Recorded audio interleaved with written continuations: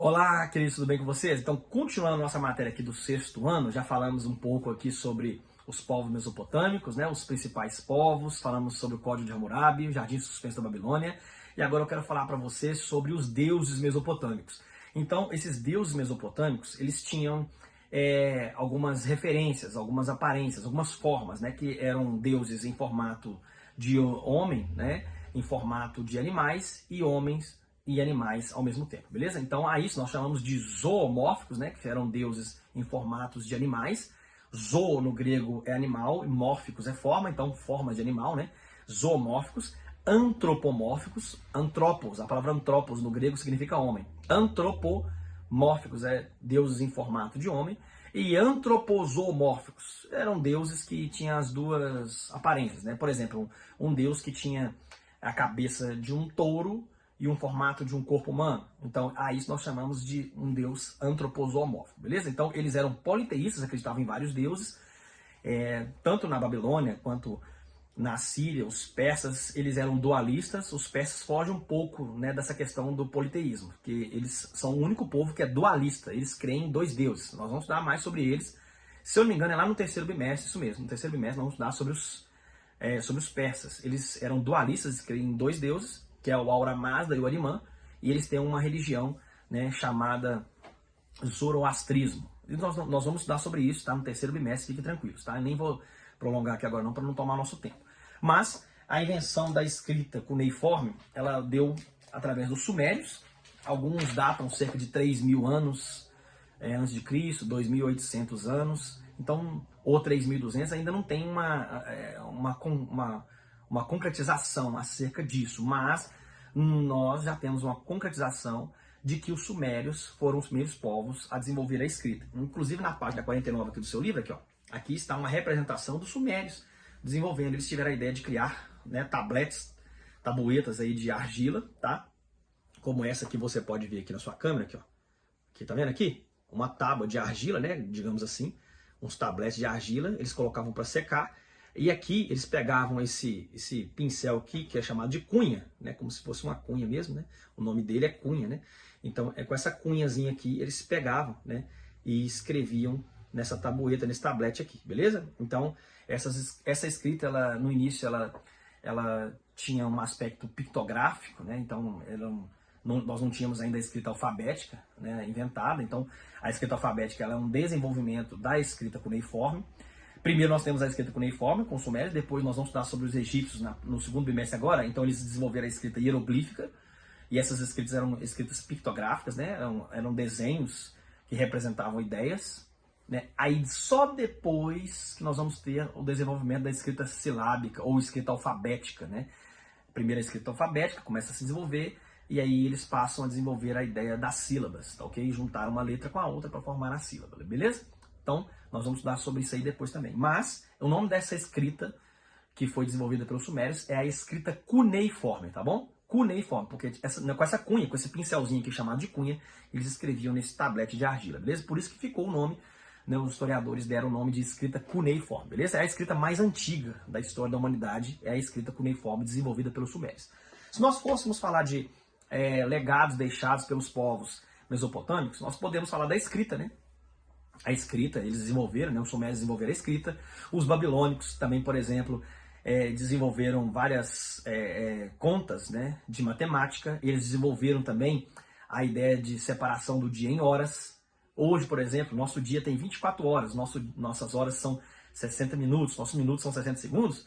A isso, né, nós temos que dar graças aos babilônicos. Foi eles que fizeram essa divisão aí do dia em horas, né, de minutos e segundos, ser 60, aí como você pode ver, beleza? Então foi eles que desenvolveram essa ideia, e isso se espalhou, chegou até na Europa, né? Os romanos passaram a dividir também os dias conforme os babilônicos dividiam, e aí chegou, né, desenvolveu isso na Europa e chegou aqui nas Américas, né, através dos europeus que trouxeram essa ideia para nós também, beleza? Tá bom? Então, vamos situar aqui, ou citar, né, alguns legados. A roda, os sumérios desenvolveram a roda também, a escrita, os sumérios desenvolveram a escrita, os babilônicos desenvolveram, criaram, né, a divisão do dia em horas, olha só. E também ali se desenvolveu a agricultura, né? com os primeiros povos ali, os sumérios também, né? Naqueles primeiros ajuntamentos dos sumérios ali se desenvolveu a escrita. A escrita e também a agricultura, beleza? Aqui, ó, listei 4 para vocês aqui. Podemos colocar aí a matemática, né? Os babilônicos também desenvolveram técnicas de matemática, mas os egípcios também desenvolveram lá no Egito. Então, assim, não dá para falar que os babilônicos criaram a matemática. Não é bem assim. A gente vai ver que os egípcios também criaram contas matemáticas, mas os babilônicos também criaram. Então, assim, os povos foram desenvolvendo aí, né? Porque os babilônicos eram muito... eles eram astrônomos, né? Digamos assim. Eles estudavam os astros, né? E tal. E tinha toda essa questão em volta disso, beleza? Deixa eu ver se eu não esqueci aqui. Deixa eu ver se eu esqueci alguma coisa. Não. Eu acho que eu falei tudo, né? Ah, tá. Deixa eu falar para vocês aqui, ó. Aqui no meu computador, aqui está a pré-história, tá vendo aqui? Aqui, ó. A pré-história, ela é dividida em 3 fases, tá bom? A pré-história ela é dividida em período paleolítico, neolítico e idade dos metais. Aqui, de acordo com os historiadores, o homem desenvolveu aqui, tá? Para quem crer na teoria criacionista, esse período aqui passou rápido, né? Então, os criacionistas, eles são terrajovistas, ou seja, eles creem numa terra jovem. Já os evolucionistas creem que esse período aqui, ó, paleolítico, neolítico e das metais, ele demorou demais, bilhões de anos, né, até chegar na pré-história. Já os criacionistas não. Eles acreditam que esse período passou rápido, foi muito rápido, né? Do paleolítico para o neolítico passou rapidão, do neolítico das metais passou rápido até chegar na escrita, entendeu? Então, aqui, no período paleolítico, a gente vê que os homens, eles eram nômades, eles ainda não haviam inventado a agricultura, eles praticavam a caça, né, pesca, coleta, né, eles tinham essas questões aqui também, beleza? Eles começaram a dominar ali as práticas do fogo nesse período aqui do paleolítico. Já no neolítico, nós temos a invenção da escrita, né? Aqui no neolítico nós temos a invenção da escrita, nós temos também a sedentarização, tá? A sedentarização, tá ok? Aqui nessa parte. E também nós temos os primeiros povos, os primeiros núcleos urbanos que começam a ser desenvolvidos aqui, e também a agricultura, beleza? Se te perguntar na prova, então, cite 2 mudanças que ocorreram, né, do período paleolítico para o neolítico, aí você pode citar a sedentarização, né? Então as pessoas passaram a ser sedentárias, e a agricultura, porque a agricultura ela está totalmente ligada à sedentarização, beleza?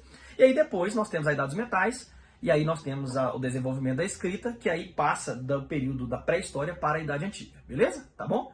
Então é isso aí. Se te perguntar, nós podemos citar aí a sedentarização e a agricultura, beleza? Tá bom? E grandes construções também, né? Grandes construções começaram a ser desenvolvidas aí nesse período. E nós temos também os primeiros núcleos urbanos, tá bom? Isso aí se você quiser saber de mais coisas, beleza? Então nós temos também o crescente fértil, né? Deixa eu colocar aqui para vocês. Aqui, ó, na página aqui, ó, crescente fértil. Tá vendo aqui? Essa região é chamada também, né, pelos historiadores de crescente fértil. Por quê? Porque uma lua crescente no formato de crescente, ela abarca o rio Nilo, que está aqui no Egito, né, e o Tigre e o Eufrates, que estão lá na Mesopotâmia. Tá vendo aqui, ó? Veja que a Mesopotâmia ela é banhada por esses 2 rios aqui, ó. Ó, os 2 rios. Tá vendo aqui? Nós temos o Tigre e o Eufrates, né? E no meio aqui essa terra. Por isso terra entre rios, tá ok? Mesopotâmia, beleza? Então, crescente fértil são esses 3 rios aqui. Nilo, Tigre e Eufrates, beleza? Se te perguntar só Mesopotâmia, é o Tigre e Eufrates. Quando fala crescente fértil, aí você tem que acrescentar aqui o rio Nilo, beleza? Que está aqui no Egito. Nós vamos estudar sobre ele, tá? No nosso próximo bimestre, beleza, queridos? Então, eu acho que eu falei a matéria toda, dei uma explicada aí bacana. Se ficar alguma dúvida, vocês podem ir pegar o livro de vocês ou alguma coisa que eu passei no quadro aí, tá bom? E tirar a dúvida de vocês. Porque agora nós não temos mais aula, né? Eu acho que nós não temos mais aula, então agora é só a prova. Que Deus abençoe a todos, um forte abraço e fiquem com Deus e até semana que vem.